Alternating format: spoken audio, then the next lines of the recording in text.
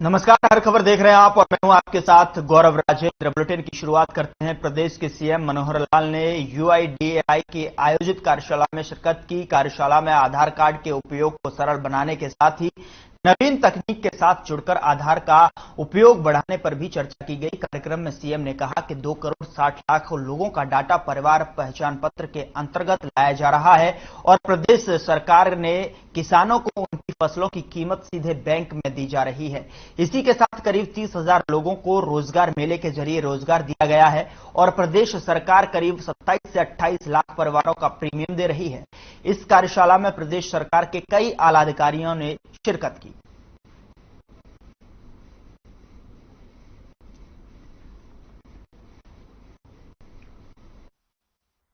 आधार पूरे देश भर में और दुनिया का ऐसा कोई देश नहीं है कि जितना बड़ा डेटाबेस आधार का 134 करोड़ लोगों का भारतवर्ष का है, इतना बड़ा डेटाबेस और कहीं का नहीं है। और ये इस देश की एक विशेषता है कि जिसका हम तो आधार पूरे तन्मयता से लगते हैं।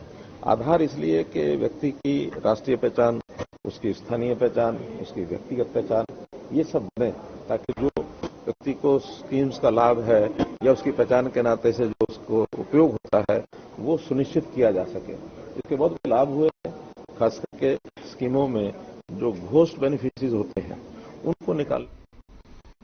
हरियाणा के मुख्यमंत्री मनोहर लाल ने हिंदी दिवस पर प्रदेशवासियों को हार्दिक शुभकामनाएं दी। सीएम मनोहर लाल ने कहा कि हिंदी भाषा देश का गौरव है और प्रत्येक हरियाणी दिल से इसका सम्मान करता है। हिंदी की रक्षा के लिए हिंदी आंदोलन में भी राज्य के सत्याग्रहियों की अहम भूमिका थी। सीएम ने कहा कि हिंदी दिवस पर देश को एकता के सूत्र में पिरोने वाली हिंदी को सम्मान के साथ बोलना चाहिए और हमें इस पर गर्व करना चाहिए।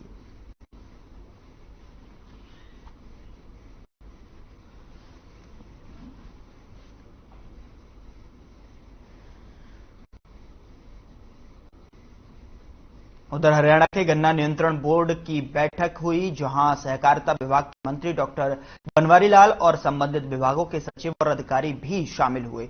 इस बीच कृषि मंत्री जेपी दलाल ने कहा कि हमने पिछले साल का रिव्यू किया है और अगले साल के लिए टारगेट दिए हैं। हरियाणा में किसानों के गन्ने की पेमेंट एक मिल को छोड़कर बाकी सभी मिलों के किसानों की पेमेंट हो चुकी है। हरियाणा सबसे ज्यादा गन्ने का भाव देता है। आने वाले गन्ने के सीजन को लेकर गन्ने का भाव कुछ दिनों में बता दिए जाएंगे। साथ ही इसके अलावा कृषि मंत्री ने कहा कि शाहबाद में इथेनॉल प्लांट का लगा दिया है और साथ ही साथ पानीपत की कैपेसिटी बढ़ा दी है। आने वाले वक्त में बाकी मिलों में भी इथेनॉल प्लांट लगाएंगे ताकि किसानों को अच्छे भाव देने में कोई परेशानी ना हो।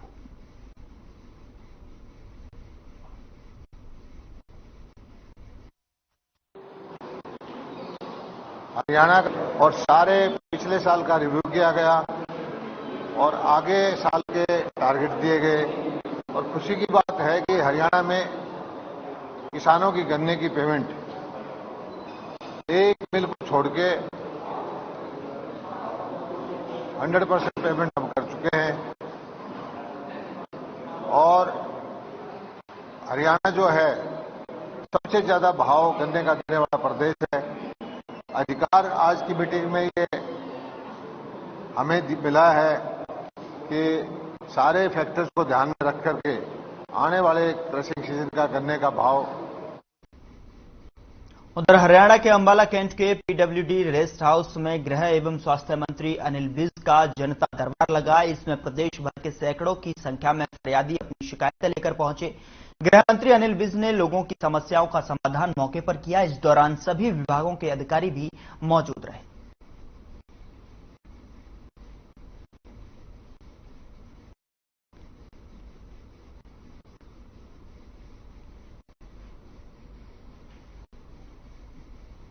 उधर सोनीपत के सेक्टर 4 के खेल स्टेडियम के पास प्रतिबंधित दवाओं के रैपर और इंजेक्शन मिलने का मामला सामने आया है, जिसके बाद खेल मंत्री संदीप सिंह का बयान भी सामने आया है, जहां उन्होंने नेशनल एंटी डोपिंग एजेंसी से जांच कराने का आश्वासन दिया है। इसके साथ ही उन्होंने आप पर जमकर निशाना साधा।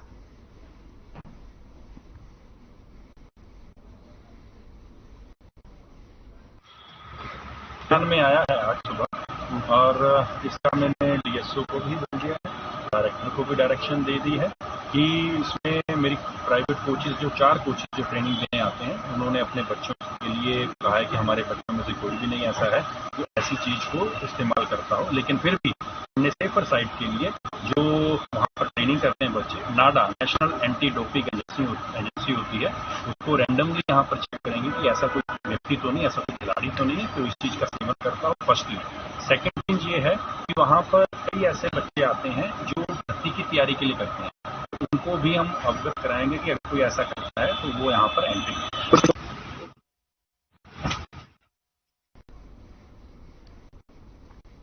उधर बदमाशों के हौसले लगातार बढ़ते जा रहे हैं। बता दें आपको कि बदमाशों ने CIA-2 की गाड़ी के आगे बाइक लगाकर उन पर पिस्टल ताल दी और लूटपाट करने की कोशिश की। हालांकि मौके पर ही दोनों आरोपियों को पुलिस ने पकड़ लिया और उनसे 2 अवैध हथियार, 7 राउंड कारतूस भी बरामद किए।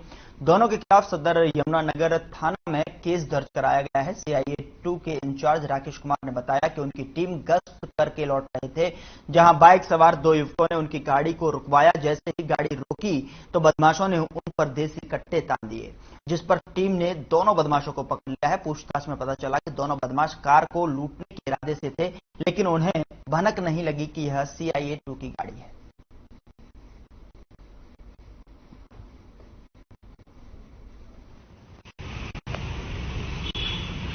कल शाम को पांजीपुर नहर पुल पे हमारी टीम घूम रही सरकारी गाड़ी में। जैसे ही हमारी गाड़ी पहुंची, 2 युवक जो बाइक साथ लिए थे और एकदम गाड़ी के आगे आए हैं, जो लूट के इरादे से आए थे, जिनको हमने काबू कर लिया है। उनमें से एक का नाम सिमरनजीत सिंह, जिससे एक पिस्टल 5 राउंड बरामद हुए, और एक लड़का शुभम, जिससे 80 कट्टा 2 राउंड बरामद हुए हैं।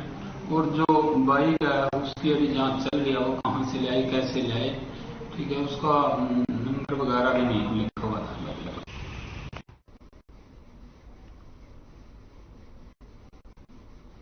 उधर पानीपत के मॉडल टाउन में 3 साल पहले पत्नी की हत्या के मामले में आरोपी पति के खिलाफ जिला कोर्ट ने फैसला सुनाया है। सेशन जज मनीषा बत्रा की बेंच ने आरोपी पति को IPC की धारा 302 के तहत उम्र कैद की सजा और 50,000 रुपए का जुर्माना भी लगाया है।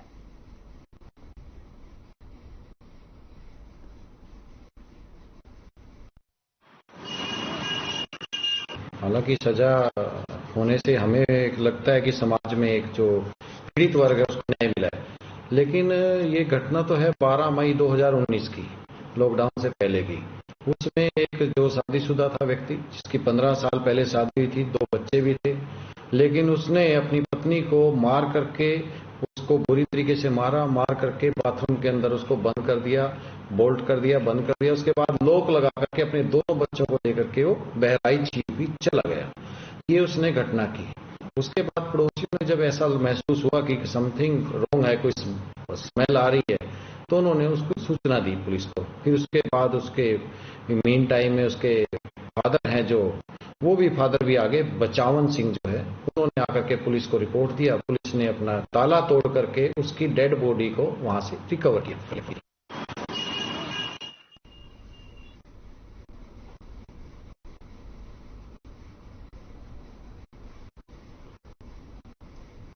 उधर अंबाला कैंट में दर्दनाक सड़क हादसा हो गया, जहां हादसे में बाइक सवार युवक की मौके पर ही मौत हो गई। घटना की सूचना मिलते ही पुलिस मौके पर पहुंची और पुलिस आरोपी के खिलाफ मामला दर्ज कर जांच में जुट गई है। वहीं अब तक मृतक की पहचान नहीं हो पाई है।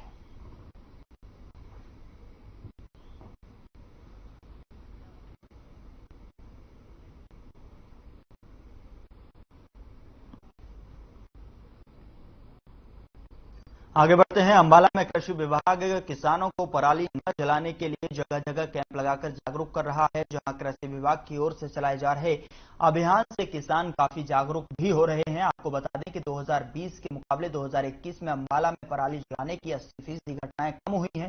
हालांकि सरकार पराली न जलाने वाले किसानों को 1,000 रुपए प्रति एकड़ के हिसाब से प्रोत्साहन राशि दे रही है। वहीं कृषि विभाग के डिप्टी डायरेक्टर गिरीश नागपाल ने बताया कि अंबाला में 2020 के मुकाबले 2021 में पराली जलाए जाने की घटना 80% तक कम हुई है और सरकार ने योजनाओं के बारे में लोगों तक पहुंचाने का काम किया है।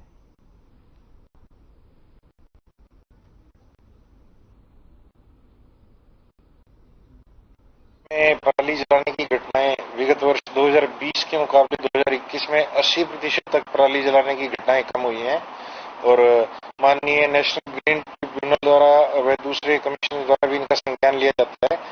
और माननीय ACS महोदय, डायरेक्टर जनरल एग्रीकल्चर और DC महोदय अम्बाला के मार्गदर्शन में जो भी स्कीमें आती हैं पराली के प्रबंधन के लिए, उनका सुचारू क्रियान्वयन किया जाता है, जिसमें इंडिविजुअल लेवल पर, व्यक्तिगत स्तर पर 50% तक सब्सिडी ये फसल प्रबंधन की मशीनों पर दी जाती है। पहले तो किसान अपने आप भी जागरूक हो गए, क्योंकि पोल्यूशन की वजह से जो बीमारियां चल रही हैं, लोग अपने आप सियाने हो रहे हैं, अब ना आग लगाई जाए। और पर छोटे जिम्मेदार के पास कोई हाल नहीं है, क्योंकि उसके पास इतनी आमदनी है, कोई मशीनरी है उसके पास, मिट्टी में अपना उसको अपने खेत में ही मिला के पराली को।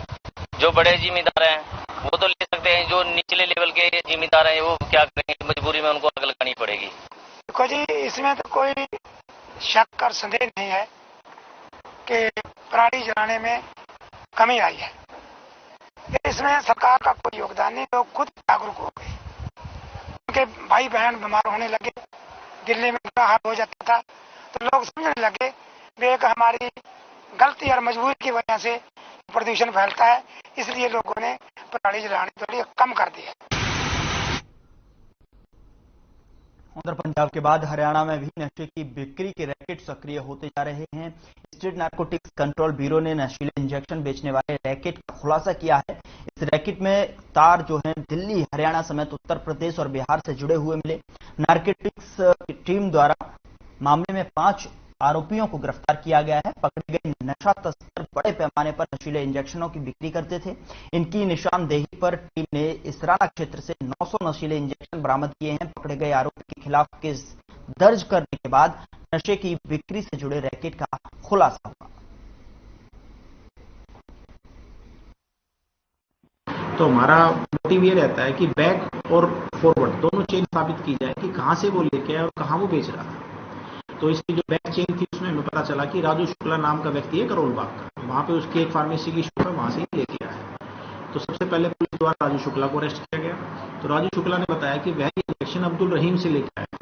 अब्दुल रहीम को गिरफ्तार किया गया, उससे ये 900 इंजेक्शन बरामद हुए। फिर अब्दुल रहीम से पूछा गया वो कहां से लेके आया, तो उसने एक रंजीत सिंह ऑफ मोन्टी का नाम बताया, उसको भी पुलिस गिरफ्तार कर चुकी है।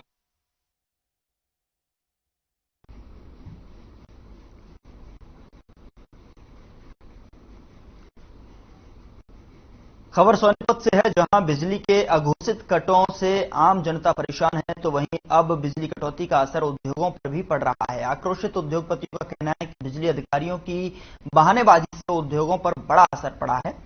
वहीं अब राई औद्योगिक क्षेत्र के 2500 यूनिट के संचालक आंदोलन करेंगे। सीएमओ पीएमओ को ज्ञापन भेजा जाएगा। इसी कड़ी में सुबह 11:30 बजे से 12 बजे तक राई के 20वां मिल सब डिवीजन कार्यालय के बाहर प्रदर्शन किया जाएगा। वहीं उद्योगपतियों ने समाधान नहीं होने पर जिले के सभी उद्योगों को 1 दिन के लिए बंद करने का भी ऐलान किया है।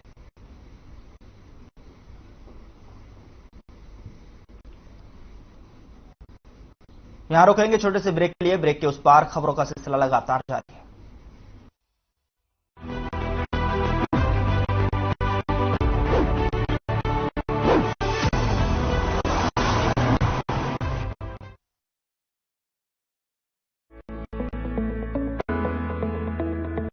अगर आप पत्रकारिता के क्षेत्र में करियर बनाना चाहते हैं तो हम सिखाएंगे आपको इलेक्ट्रॉनिक मीडिया के हर गुण। जल्दी करें, साधना एकेडमी फॉर मीडिया स्टडीज में एडमिशन शुरू हो चुके हैं। सिर्फ कुछ ही सीटें बची हैं, तो देर बिल्कुल न कीजिए। हमारा कॉन्टैक्ट नंबर है 9999131700, 9999131800, या फिर आप हमारी वेबसाइट www.sadhnamedia.com पर विजिट कर सकते हैं। आप हमें noida.sems@gmail.com पर ईमेल भी कर सकते हैं। 100% जॉब प्लेसमेंट की गारंटी। आज ही संपर्क करें।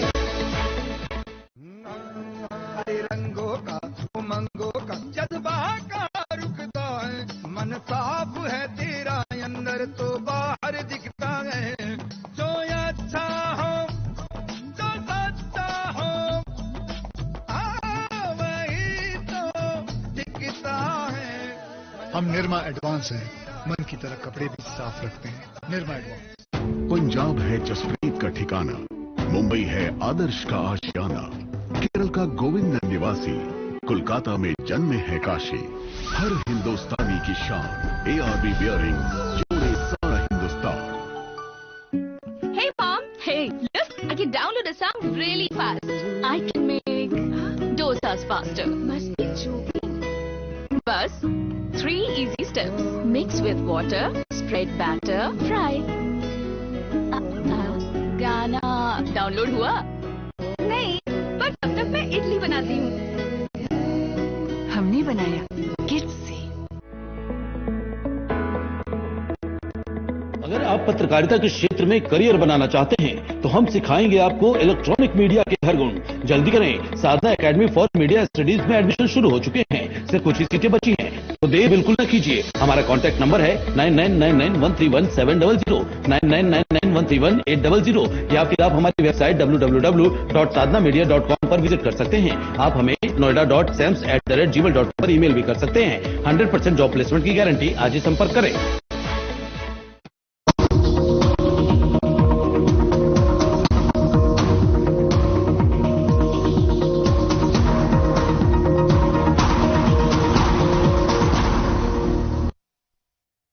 ब्रेक के बाद स्वागत है आपका। खबरों का रुख करते हैं। फतेहाबाद में आगामी 25 सितंबर को रैली का आयोजन किया जाएगा, जिसको लेकर पूर्व मुख्यमंत्री ओम प्रकाश चौटाला ने कहा कि रैली सरकार की जड़ों को हिला देगी। वहीं उन्होंने बताया कि इस रैली में पंजाब के पूर्व मुख्यमंत्री प्रकाश सिंह बादल, बिहार के मुख्यमंत्री नीतीश कुमार, बिहार के उप मुख्यमंत्री तेजस्वी यादव, मार्क्सवादी कम्युनिस्ट पार्टी के लीडर सीताराम शामिल होंगे। वहीं उन्होंने वर्तमान सरकार पर कटाक्ष करते हुए बताया कि आज हरियाणा पर 2.5 लाख करोड़ का कर्जा है और सरकार बोल रही है कि वे समान विकास कर रही है, जबकि हरियाणा कर्ज में डूबता जा रहा है। बुढ़ापा पेंशन काफी बुजुर्गों की बंद किए जाने पर कहा कि हरियाणा में सरकार नहीं है, यह लुटेरों का गिरोह है।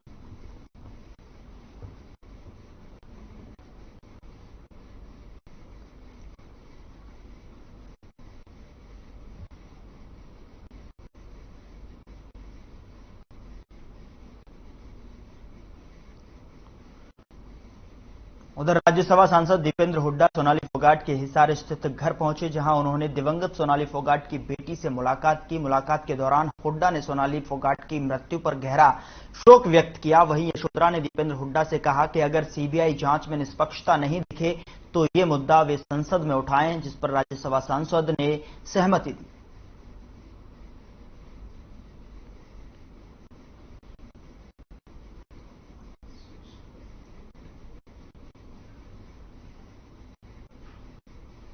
आगे बढ़ते हैं। फरीदाबाद डीसीपी क्राइम मुकेश मल्होत्रा के आदेश पर पुलिस ने अपराधों पर लगाम लगाने के लिए अभियान चलाया हुआ है। इसी के तहत क्राइम ब्रांच बॉर्डर प्रभारी संदीप कुमार की टीम ने 2 अपराधियों को अवैध हथियारों के जखीरे के साथ गिरफ्तार करने में कामयाबी हासिल की है। मामले की जानकारी देते हुए एसीपी क्राइम सुरेंद्र शोनार ने बताया कि पुलिस ने 2 आरोपियों को गिरफ्तार कर उनके पास से 6 देसी कट्टे, 2 बंदूक, 2 पिस्टल बरामद किए हैं। गिरफ्तार किए गए आरोपियों पर यूपी में 2 मुकदमे दर्ज हैं और गिरफ्तार किए गए आरोपी अवैध हथियारों को बेचने का काम करते थे। बता दें कि पुलिस ने गिरफ्तार आरोपियों पर मामला दर्ज कर कार्रवाई शुरू कर दी है।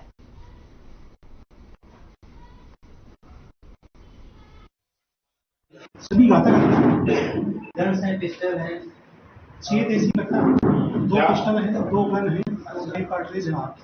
आरोपी कहाँ के रहने वाले है सर? इनका कहाँ के रहने वाले? आरोपी ये 2 लोग हैं। एक तो कृष्णा है जो वृंदावन का रहने वाला है और दूसरा हरिओम है जो छाता के अंदर किलोरी गांव पड़ता है, वहां पर रहता है।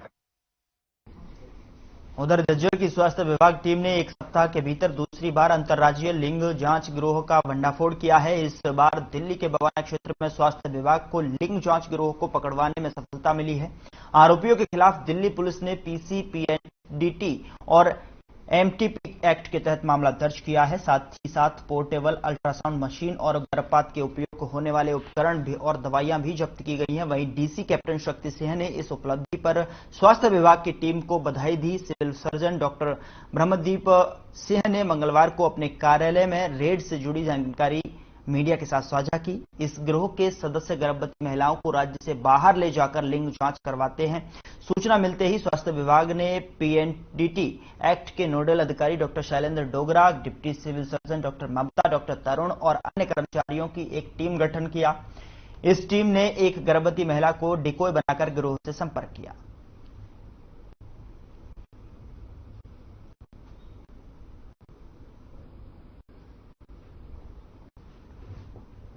12 तारीख की सवेरे जानकारी मिली कि कोई व्यक्ति है जो जेंडर डिटर्मिनेशन का कार्य करता है, जिसमें झज्जर के लोगों को भी लेकर जाते हैं। एक प्रेग्नेंट लेडी को साथ में उनके भेजा। आप यहाँ बैठे, मशीन आने लग रही है, क्योंकि वो बिल्डिंग ऐसी थी कि उसमें ऐसा लग नहीं रहा था कि कोई यहाँ पे अल्ट्रासाउंड सेंटर है। अल्ट्रासाउंड की मशीन लेकर वहां पर एकदम से प्रकट हो गया और वो व्यक्ति ने अल्ट्रासाउंड किया भी।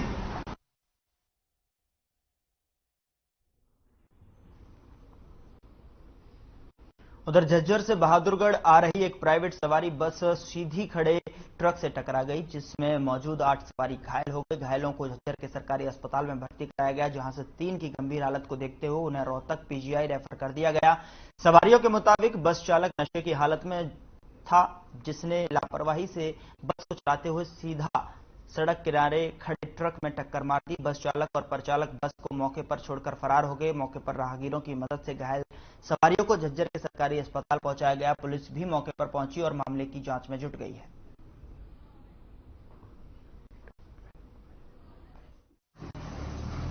तो ड्राइवर की गलती से हुआ, एक ट्रक आगे खड़ा था, एक और ट्रक जा रहा था, उसमें बीच में से निकालने की कोशिश करी। शराब के नशे में तो नहीं था? और लग गया सामने में ट्रक में। तो हम सीटों में बैठे थे, गिर गया। तेज थी बस? हाँ, ये मुंह पर लगी। बहादुरगढ़। अच्छा, कौन सी बस थी? जून थी ना? प्राइवेट। क्या बात हो गई? बस वाले ने मतलब कंडक्टर साइड तो ओवरटेक मार दिया। किसको? साइड में ठेला चल रहा था बड़ा, और आगे भी ठेला था, पी रहा था वो चक्कर। कौन? बस वाला हमारे साथ 100% वो पी रहा था। उधर कोसली में नवनिर्मित मृदाशाला परीक्षण प्रयोगशाला के नाम को लेकर विवाद लगातार गहराता जा रहा है। इस मुद्दे को लेकर कोसली गांव के ग्रामीणों ने तहसीलदार को मुख्यमंत्री के नाम से ज्ञापन सौंपते हुए कहा कि प्रदेश के मुख्यमंत्री ने परीक्षण केंद्र का शिलान्यास कोसली के नाम से किया था, लेकिन उसका उद्घाटन भाकली गांव के नाम से किया जाना गलत है। ग्रामीणों ने प्रयोगशाला का नाम कोसली के नाम ही किए जाने की मांग की है।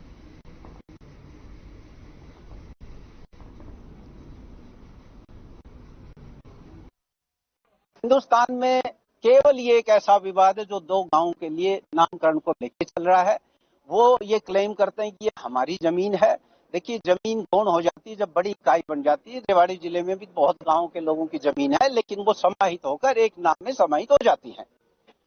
इससे पहले भी भाकली विवाद उठाता रहा है, जैसा भाई रामफल जी ने बताया कि जान माल का भी नुकसान हुआ है। और मैं कोसली गांव की बेटी हूँ।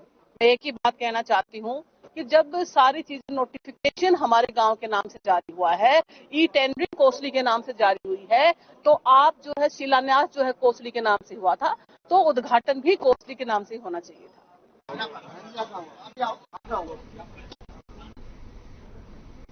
फिलहाल बुलेटिन में इतना ही। आप देखते रहिए हर खबर।